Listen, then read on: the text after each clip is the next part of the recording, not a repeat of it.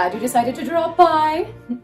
I am Madam Librarian, and today I'll be sharing with you 7 of my favorite stories of all time. Today's theme? Silly and bizarre and slightly nonsensical stories. They are great for ages 8 and up. So let's begin. First on my list is Wayside School, Beneath the Cloud of Doom. Perhaps you have read Louis Sachar's other Wayside School books, but this is his newest installment. I loved reading this book. I got to visit all of my favorite characters again, including Ms. Jules and her zany class on the 30th floor.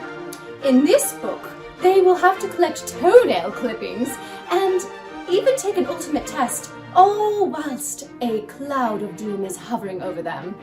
Read Wayside School Beneath the Cloud of Doom if you want to laugh.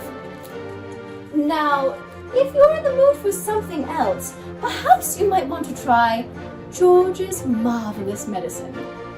George's grandma is the grouchiest, grumpiest, grisliest old hag that ever lived. So George decides to concoct a marvelous medicine for her to take, and if it doesn't blow her head off, he's sure it will cure her of her horribleness. I love this book, and I love Roald Dahl, but if you've read all of his books, perhaps you want to try one that is very similar, called Dragons at Crumbling Castle. In this book, there are 14 hilarious, ridiculous stories that I just love. You'll meet everyone from inventor cavemen to boring knights who can put dragons to sleep just by talking to them. This is a wonderfully funny book, and great if you want a fast, quick story. Read Dragons at Crumbling Castle if you want a fast, quick read. Now, speaking of fast, quick reads, one of my very favorites is, fortunately, The Milk. In this book, we meet dinosaur inventors and volcano gods and pirates and even aliens. This is a very silly book that is about everything and yet nothing. So if you want to find out how a father gets milk for his children's breakfast cereal, among a few other things, read Fortunately the Milk. Now, if you're in the mood for poetry, as I sometimes am, perhaps you will want to try this one. I'm just no good at rhyming, and other nonsense for mischievous kids and immature grown-ups.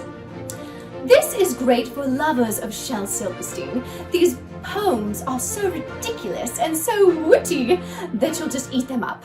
I absolutely love this collection of insane poetry.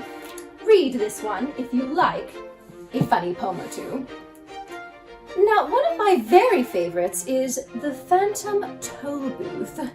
In this book, we have a young boy named Milo, and he goes on an adventure where he meets a watchdog named Tock with a watch on his side, and he even meets a humbug. What is a humbug, you ask? You'll have to read this book to find out. There is no rhyme and no reason why you shouldn't read it. I really do love it. Which brings us to our final story on my silly story list. A whole nother story. Mr. Cheeseman and his 3 relatively odor-free children are on the run. Who are they on the run from? Well, I'll tell you. They are on the run from CIA agents, international super spies, and even evil agents from a microwave company. Yes, a microwave company. You heard me right.